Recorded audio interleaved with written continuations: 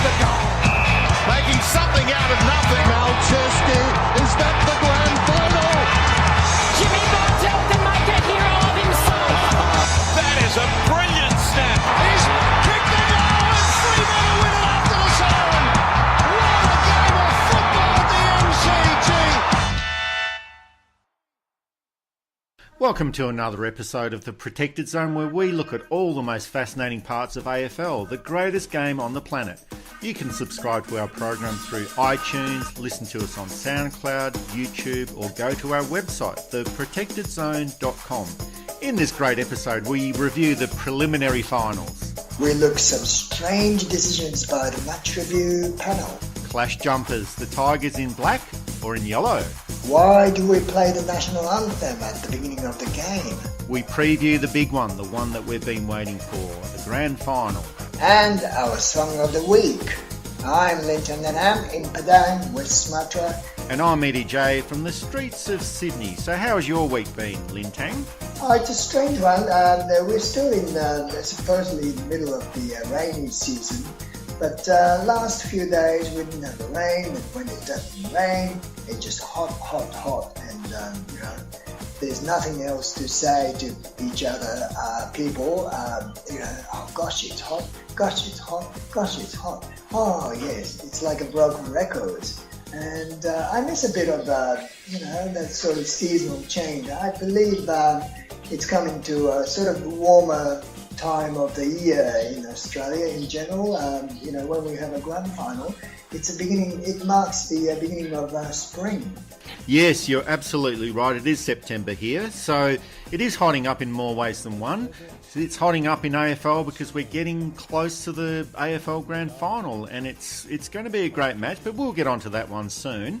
So we had two finals this weekend. The first one was on Friday night. It was Adelaide versus Geelong. Now, we've talked about this before, where the final season hasn't been so great this year.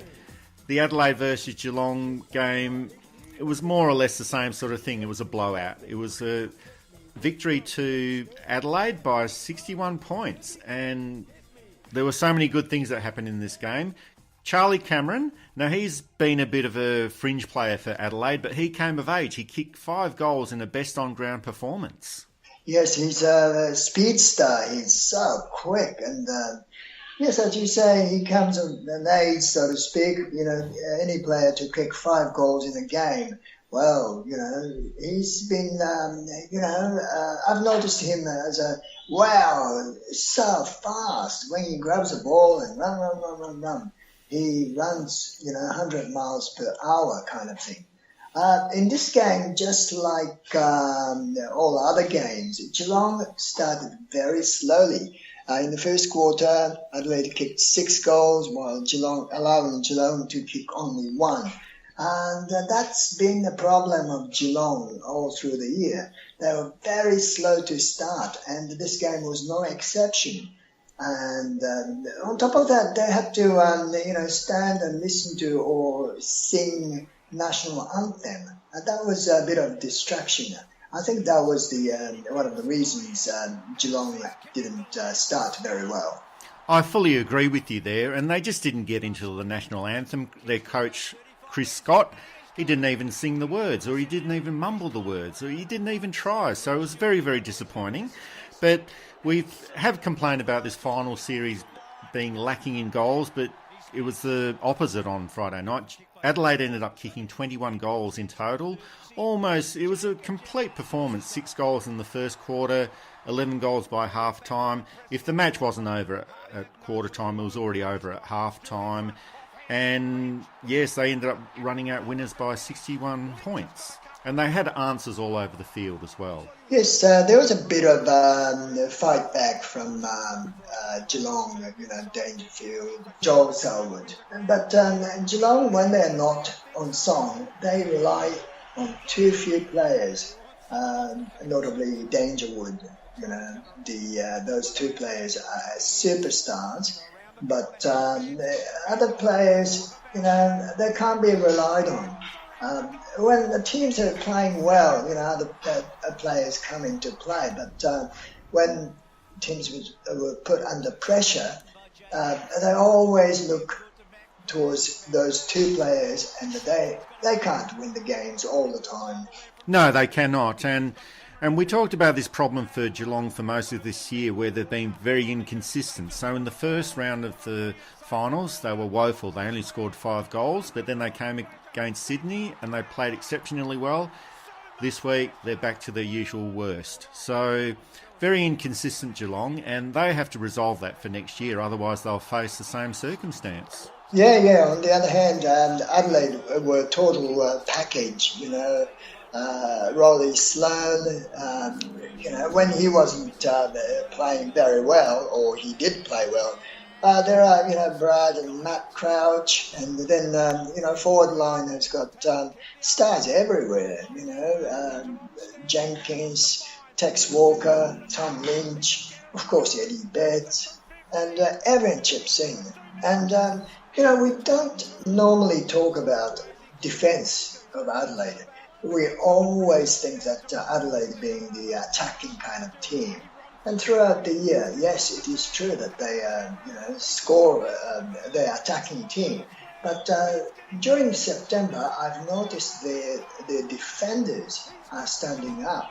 And in this game, Rory Laird played very well. And I think Grand Final, Adelaide's defence will be the match winner. And certainly they were the match winners in the game against Geelong. And that was a good result for Adelaide on Friday night. In the next match, it was the twilight game on Saturday, and that was between Richmond and Greater Western Sydney. So we discussed this match last week, and we said that Richmond would win, and they did end up winning. So Richmond just poured on the pressure yet again. The first half was very, very tight. We thought, thank goodness for this, we're going to have a close game. After an even first half, it wasn't so even afterwards. Richmond ended up winning by 6 goals, and they just simply controlled the ball in that premiership quarter, the third quarter. They ended up kicking 6 goals to 1, and it was all over by three-quarter time. Yes, that was a classic example of a third quarter being a premiership quarter.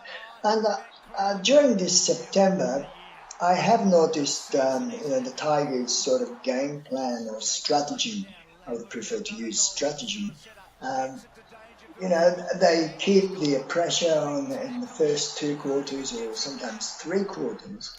Them not scoring very much, but primary aim of the strategy is not allowing opposition to score very much by pressuring. And it doesn't matter, your team doesn't score. But once, after halftime in this game, and a couple of weeks ago it was a third quarter, after a three-quarter time, they just burst, and they just, okay, enough is enough, yes, we'll just play, and bang. Well, it worked very well for them, and it's exactly what they did in their first final against Geelong, even first half. Then they piled it on after half time. Exactly the same process here. And while I was watching this game, I thought, Greater Western Sydney, they're probably the most skillful team in the AFL. And the passages that they had some of them were absolutely brilliant, where they were able to move the ball so slickly from the back line to the forward line. But that's what the issue is. They could only do it sometimes. Some passages were absolutely brilliant, but just not enough. Yes, they are not consistent throughout the game, not throughout the season, that kind of thing. I mean, they've been good enough to be top 2, top 3. But during the game, yes, they have a kind of off quarter. And as you said, when they're playing brilliantly, they're brilliant and they're great to watch. But it doesn't happen very often. No, and that's going to be a big problem for them for 2018 and beyond. They just need to become more and more consistent, but we're probably talking too much about the losers, but Richmond were absolutely fantastic. In that third quarter, that was some of their best football that they've played in a long, long time. And they have been playing good football for most of this year, but it was a combination of high-pressure football, which we've known that they've been quite good at, and also scoring the goals. Dustin Martin, he's now the Brownlow medalist for this year, but he was absolutely spectacular towards the end of the third quarter. I know that the game was probably over by then, but he just scored 3 consecutive goals, and he was just absolutely fantastic. Yes, and talking about goal kickers, Daniel Rioli. Whoa, the way they play, ball handling skills and the sense of, goal awareness. It's just fun to watch. Yeah, so Daniel Rioli's performance was absolutely fantastic. He scored 4 goals straight, and he scored them at critical times as well. So in the first half, Greater Western Sydney were actually 13 points up at one point, and Daniel Rioli, against the flow of play, he just managed to score a goal, and all he needed was a little sniff. Once he got the sniff of the ball, he put it onto his boot, straight into the middle of the goal. And even if it was from an angle or right on the boundary line, it didn't really matter. So all he needed was those 4 occasions to score the goals, and he managed to kick truly. It was an absolutely brilliant performance by him. Yes, and again, Richmond's spine was all working well. Alex Rance in defence, and Cotchin, Dustin Martin, then the Rewold. Just a superb team, and they deserve to be in the grand final. They certainly do, and they put the icing on the cake in the final term. Greater Western Sydney didn't really have a chance. It was a 36-point margin. It was 42 when the siren went, but Greater Western Sydney scored a goal after the siren, but it was never really in doubt after half-time, and Richmond were into their first grand final in 35 years. Yeah, it is. Only bit you worry about is Jack Rewold. He's not been, kicking goals during September. That could be a bit of worry for Richmond. Yes, that could be a worry, but all he needs to do is turn his form around and kick goals on grand final day, and all will be forgiven. Indeed, everything is forgiven. The winners' agreements. You're listening to The Protected Zone. You can subscribe to us through iTunes, listen to us on SoundCloud, YouTube, or go to our website, theprotectedzone.com.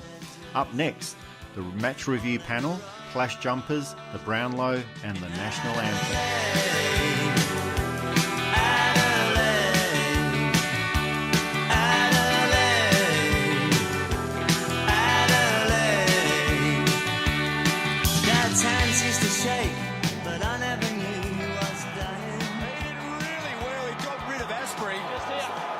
Effective hit out to Scully. Tried to find Shiel. He's caught the high one there, Shiel. And he's really sore. Grabbing that shoulder. This is a big moment in the game. Dylan Shiel. They're going to let it go on. Both players going for the footy. Okay now, guys. Thanks, Trent. And I think he's holding his shoulder here, Dylan Shiel. Yeah, that would be sore. Hopper. Flicked out by Himmelberg back onto Shiel. Trent Cotchin and the match review panel. My feeling is that the AFL wanted to avoid a riot in Melbourne, and they decided that Trent Cotchin didn't have a case to answer in the incident with Greater Western Sydney's Dylan Shiel. So I think that he actually should have got a fine for this incident, and that would have meant an automatic suspension. But the match review panel decided that he didn't have a case to answer. What do you think happened in this situation? Yes, you are absolutely right. At least to be fined, or because he's got carryover, he's going to be suspended. But again, this is a grand final, and they don't want to riot in Melbourne, as happened during the 90s and 2000s, and all those Collingwood players who were suspended. Do you remember them? There's been a history of players suspended just before a grand final, and there's actually quite a few. There's the ones that have been suspended. They've all got one thing in common. Most of them have played for Collingwood. So there was Phil Carman. He was suspended just before the drawn grand final in 1977. Anthony Rocker was suspended just before the 2003 grand final. Jason Cloke was suspended just before the 2002 grand final, and Jason McCartney was suspended just before the 1999 grand final. So, and all of these players were suspended for minor indiscretions, and they missed their grand final. So I just wonder what they'd be thinking about the decision of the match review panel not to suspend Trent Cotchin. Yes, it would have made a huge controversy and kept the public talking about it all through the week, as it happened in those cases. I remember some of the players' suspension you mentioned, and that was just 24 hours a day for a whole week. And they brought in, judges and, they appealed. And probably you're right that AFL didn't want to have that happen. I detected a little bit of cynicism there, but I feel that there should be an opportunity for the best players to play in the grand final. So Trent Cotchin is the captain of Richmond, and he's an excellent player. He should be playing in the grand final, but I think the rules should have been adhered to. But that's a matter for the match review panel to think about.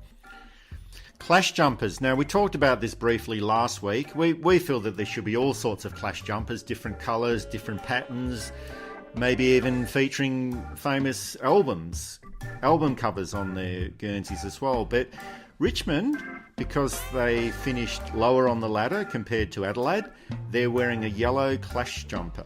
Yeah. I mean, I got their point, but what's the clash? The reason why Richmond are upset about this, or certain parts of the Richmond club are upset about it, is that it's not their traditional jumper. So their traditional jumper is the predominantly black jumper, and they're being forced to wear the predominantly yellow jumper, which is the reverse of their traditional jumper. So Damien Hardwick, he actually said, well, he'd play in a Hessian bag if they had to. That might be a little bit uncomfortable, but a little bit like a hair shirt. Kevin Bartlett, the former Richmond player, champion player for Richmond, he had a fit about it. Is it really such a big deal? Are clash jumpers really needed, or...? Well, just looking at Adelaide and Richmond, they look totally different. Where's the clash? That's my question. So to answer your question first, do they need to wear something different? No. And whose idea was it? Well, it's the AFL's idea. So they've had this idea that jumpers that look a little bit similar to each other should be the reverse for the away team. And I'm not so sure about this.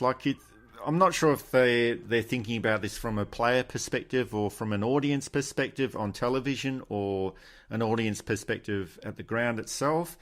I don't think that the Adelaide and Richmond jumpers are that different to each other, but it's an odd decision. But as Damien Hardwick said, doesn't really matter what they wear. They'll be wearing whatever they have to wear on the day, and it probably won't make that much difference to them. Yeah, only common elements I can see is that they both have got a bit of yellow. That's about it. Adelaide colours are red, yellow, and dark blue. I'd like to see Richmond wear their traditional outfit, but who cares? If they end up winning the premiership, they couldn't care if they're wearing the Hessian bag or a blue or a green or a pink. They wouldn't care, really, as long as they win the game. Watch me do my thing, get lost into my singing. Heart like New Orleans and cars, big crew and jeans, yeah. They're not awakened, sterile on a vacant, living in conditions of the modern. We've got a new Brownlow medalist, and it's Dustin Martin from Richmond. Is this a surprise? No, all through the year, everyone's talking about, Dusty, who's sure to win. And I was intrigued at how close Dangerfield. He was, of course, suspended and he was ineligible. But up until round 21 or 22, he was up there, very close. And if he didn't miss that game through suspension, that would have been closer. Oh, certainly would have been. Dustin Martin won the Brownlow medal with 36 votes, and that's the record. And Patrick Dangerfield, he came second in the tally, but he was ineligible. He received 33 votes, so that's an incredibly good performance. And all the other players, well, they were way behind, but it wasn't really much of a surprise. Dustin Martin had an incredibly good season. He's an incredibly good player, and in this weird sort of way, he's the second consecutive Brownlow medalist for Richmond. Yes, Trent Cotchin. the Tigers in this grand final game, they have 2 Brownlow medalists of most recent time. Yes, and that could be some influence on the game.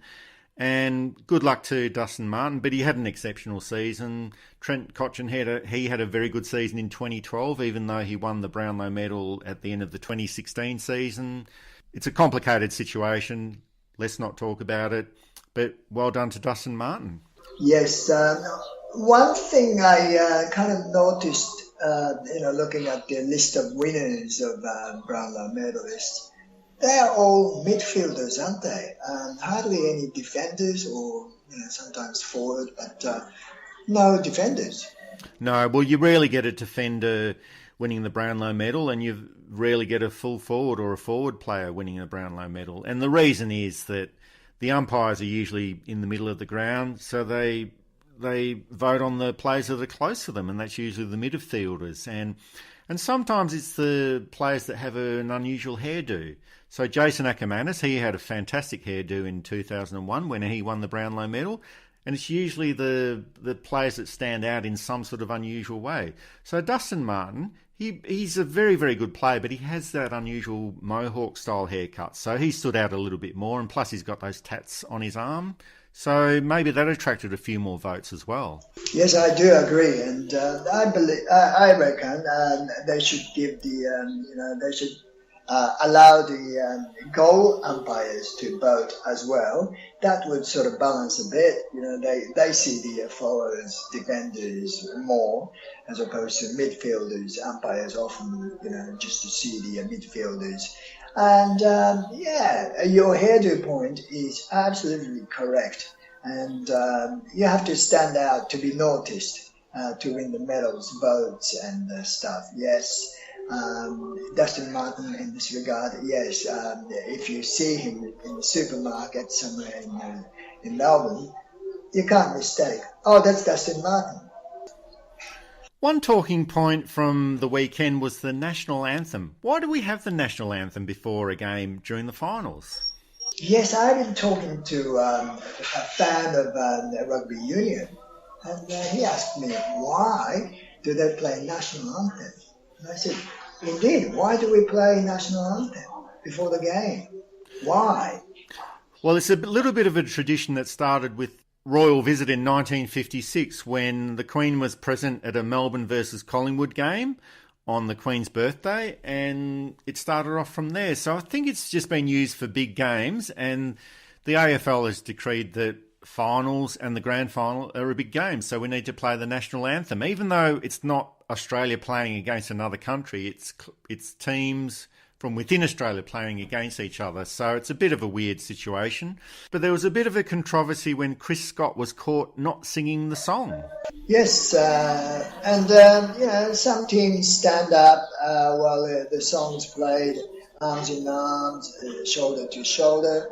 But Geelong, Chris Scott, the players just stood, and Chris Scott even didn't bother moving his mouth, and that attracted a few comments. And his reply was something like, he can't sing, and for the benefit of the people standing next to him, he better keep his mouth shut. That's fair enough. But are we supposed to, when the national anthem is played, are we supposed to sing, mumble, or what's the correct thing to do? Oh, there's no correct thing to do. I think you just do whatever you can do. It's part of the Australian ethos. Like, trying is good enough. Mumbling, not singing, or singing it in your own head if you haven't got a good voice. If you can't sing baritone style, mumbling or not singing is fine. That's no issue at all. So you're listening to The Protected Zone. You can subscribe to us through iTunes, listen to us on SoundCloud, YouTube, or you can go to our website, theprotectedzone.com. Up next, the big one, the last match of the year, the last day of September, the decider, whatever you want to call it. It's the big AFL Grand Final between Adelaide and Richmond.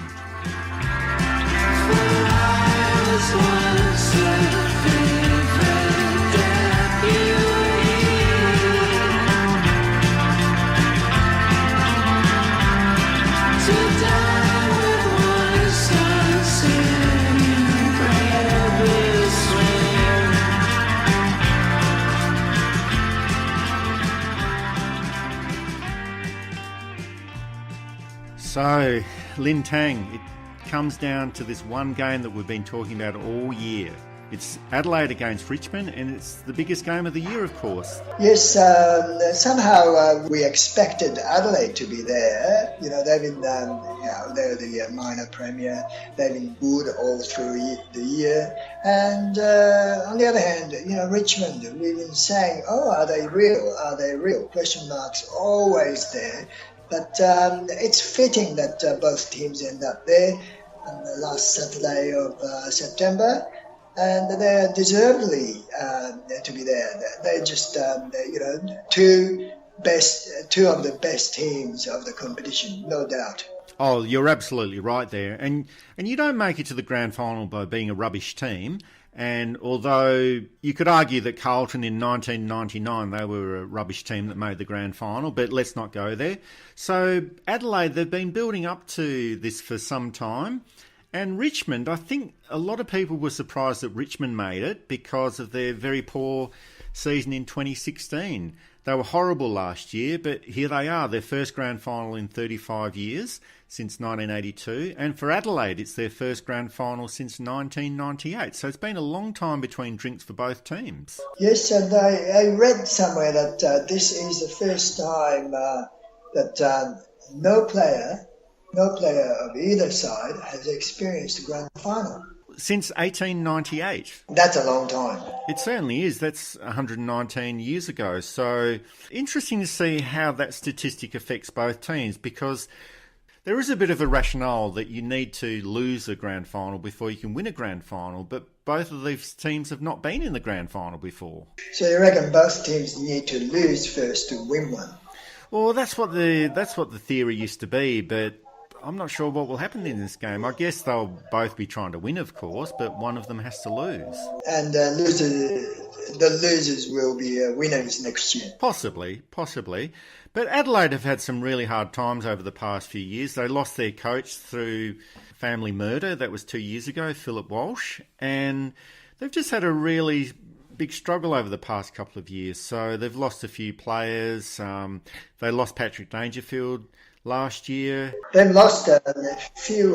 They've lost a few players, good players too. You mentioned Patrick Dangerfield, but Kurt Tippett, Phil Davis. Yeah, those star players. You know, and it's amazing that they're still so good. Imagine if Dangerfield, Tippett, and Davis, they were still playing for Adelaide.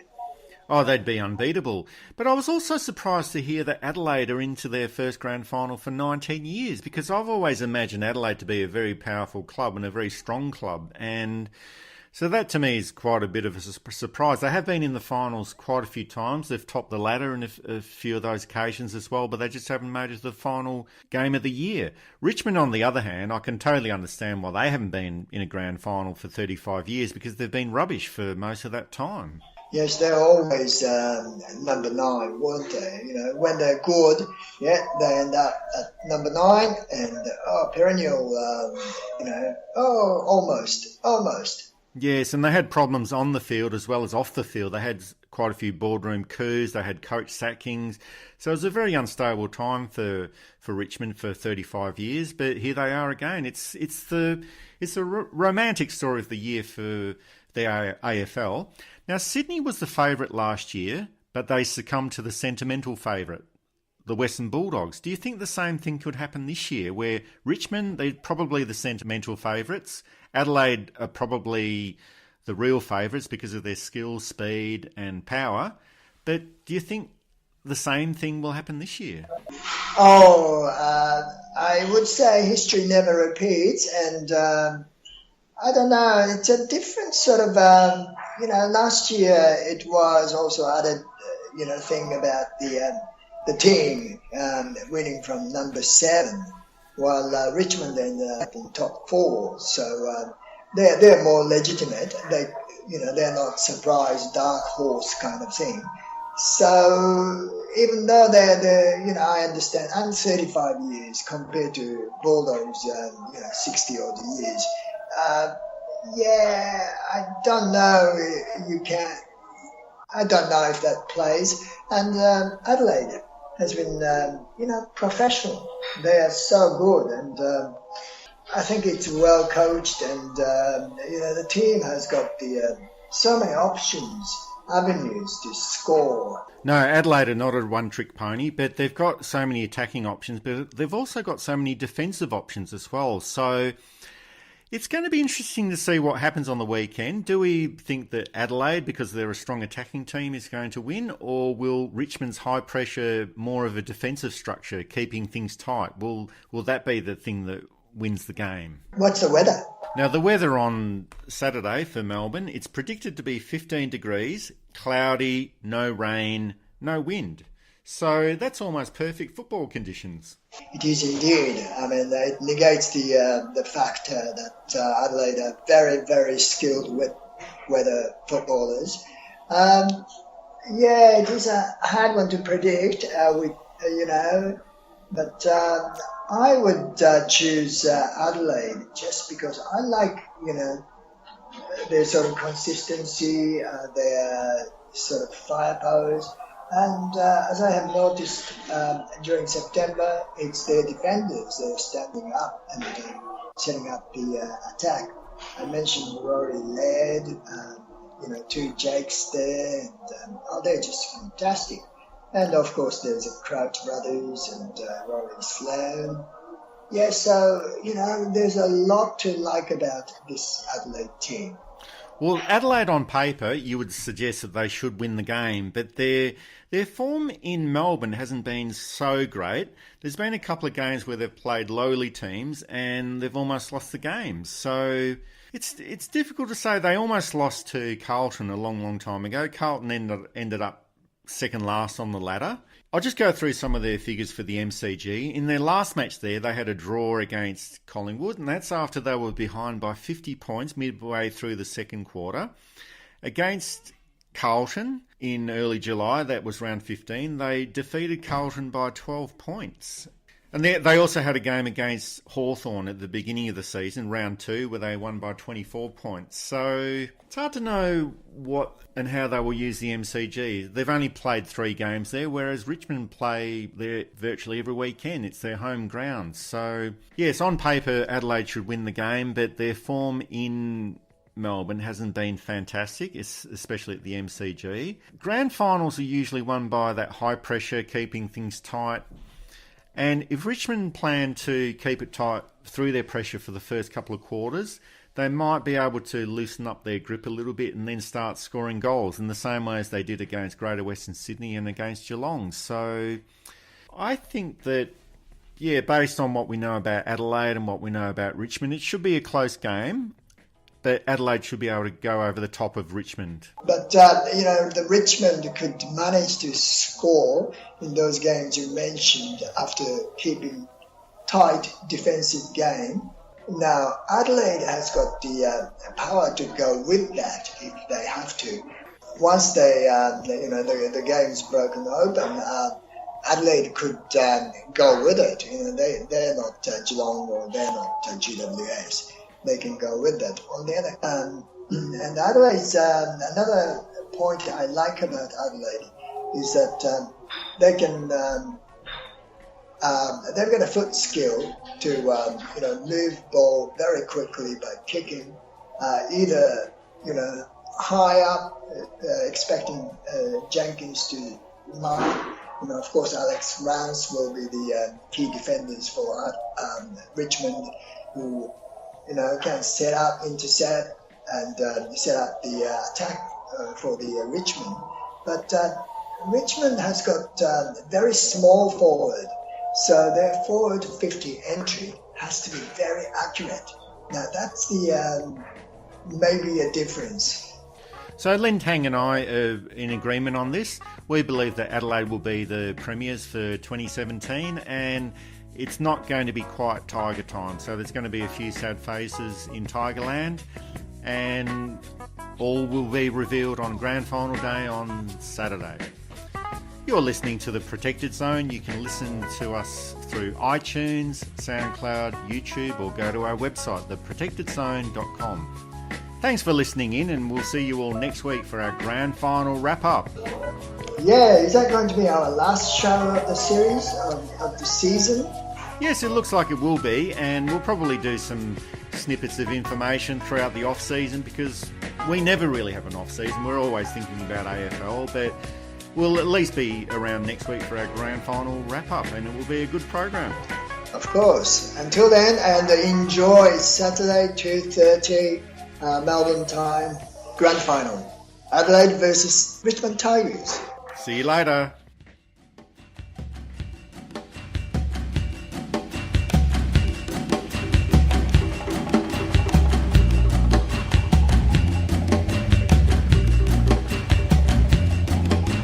Tiger, tiger, burning bright in the forests of the night. What immortal hand or eye dare frame thy fearful symmetry? Tiger, tiger, burning bright in the forests of the night. What immortal hand or eye dare frame thy fearful symmetry? In what distant deeps or skies burnt the fire of thine eyes? On what wings dare he aspire? What the hand dare seize the fire? Tiger, tiger, burning bright in the forests of the night. What immortal hand or eye dare frame the fearful symmetry? And what shoulder and what art could twist the sinews of thy heart? And when thy heart began to beat, what dread hand and what dread feet? What the hammer, what the chain, what furnace